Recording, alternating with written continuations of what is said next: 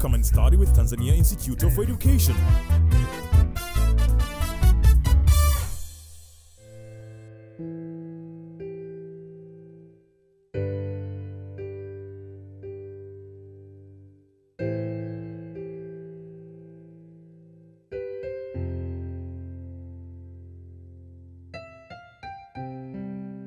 Have you ever wondered why triangles often feature in structures such as bridges and buildings? The triangle is a hugely important shape in engineering because triangles add strength to a structure and stop any lateral movement from happening. It's important to know about triangles because many other polygons can be divided up into triangles. So learning to work with triangles can also teach you how to work with these other polygons, which is a pretty useful skill. Triangles are classified based on the properties of any of their sides or angles. So these three triangles are classified by their sides. A scalene triangle is a triangle that has different lengths on all three sides. An isosceles triangle has two sides that are the same length. And an equilateral triangle has three sides that are all the same length.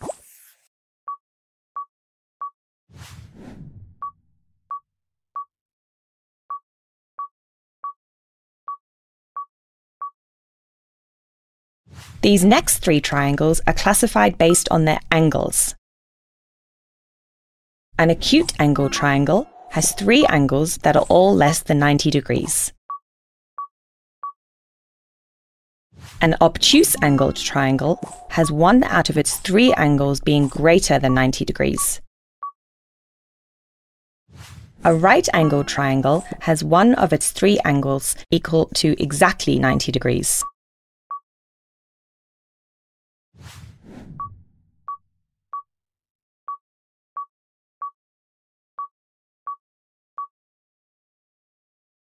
There are some basic geometrical terms that are used when talking about triangles, which you need to be aware of. A median is a line that joins the vertex of a triangle to the midpoint of the opposite side, the midpoint being the halfway point on the side. Altitude is the triangle's perpendicular height. A bisector is a line that divides an angle into two exactly equal angles. Or in other words, a bisector divides an angle in half. A perpendicular bisector is a line that is perpendicular to a side of the triangle and cuts the side into two equal line segments. So now that you're an expert on triangle terminology, we're going to look at some rules of triangles, so we can start working with them to solve problems. First, the sum of the interior angles of any triangle will always be equal to 180 degrees. That's right, any triangle. If you measured the interior angles of a number of different triangles, you would find that this is always true. Second, if a side of a triangle is produced, the exterior angle is equal to the sum of the two opposite interior angles. This means that if you extend a side of a triangle, the angle that is formed between the line produced and the triangle is equal to the sum of the two opposite interior angles. The new angle, labeled D here, is called the exterior angle of the triangle. Again, this rule is true for any triangle. Let's use these two rules to answer a question. Here is a triangle with two angles shown. So what are the unknown angles B and D? Starting with angle B. We know the interior angles of a triangle always add up to 180 degrees. For example, A plus B plus C equals 180.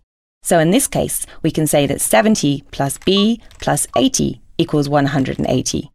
Therefore, angle B is 30 degrees. Now for angle D. The exterior angle of a triangle is always equal to the sum of the opposite interior angles. So in this case, D equals A plus C, or 70 plus 80. Therefore, D equals 150. Here's a few other features of triangles which you need to make sure you know, so you have all the tools you need to answer questions about triangles. If a triangle has two sides of equal length, then the angles opposite those sides will also be equal. Of course, the opposite of this is true too. If two angles in a triangle are equal, then the sides opposite these angles will be of equal length.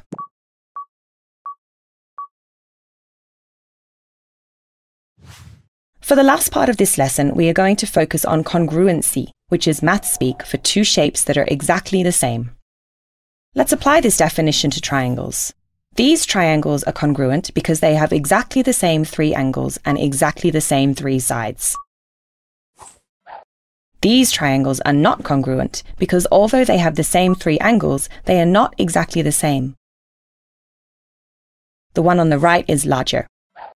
If we can prove that two triangles are congruent, then we know that everything about them is the same, and this can help us to find any unknown sides or angles. We'll get back to how we can prove congruency in a minute, after this explanation on what we mean when we use the word corresponding when talking about lines and angles. Corresponding refers to sides or angles which have matching sides or angles in the same spot in two different shapes. For example, in the triangles shown here, the line PQ on the triangle on the left corresponds to the line ST on the triangle on the right, as does the angle Q on the left to T on the right. Okay, so how do we prove congruency? We can prove that two triangles are congruent through one of four methods. First, if two corresponding sides and an angle in between these sides, the included angle, are equal, then the triangles are congruent. As you can see, the sides on these triangles are equal, as are the angles between the two sides. These triangles are therefore congruent. Second, if two corresponding angles and a corresponding side are equal, then the triangles are congruent. These corresponding angles are equal, as are each of these sides. Because two corresponding angles and a corresponding side are equal, we know that these triangles are congruent. Third, if three corresponding sides are equal, then the triangles are congruent. Here, we can see that side BC is equal to EF, AB is equal to DE, and AC is equal to DF. Once we know that three corresponding sides are equal, we know that these triangles are congruent. Finally, if a right angle and a hypotenuse, the longer side of a triangle opposite the right angle, as well as one corresponding side are equal, then the triangles are congruent. Both these triangles have right angles, both have the same hypotenuse, and one matching pair of corresponding sides. So, these triangles are congruent too.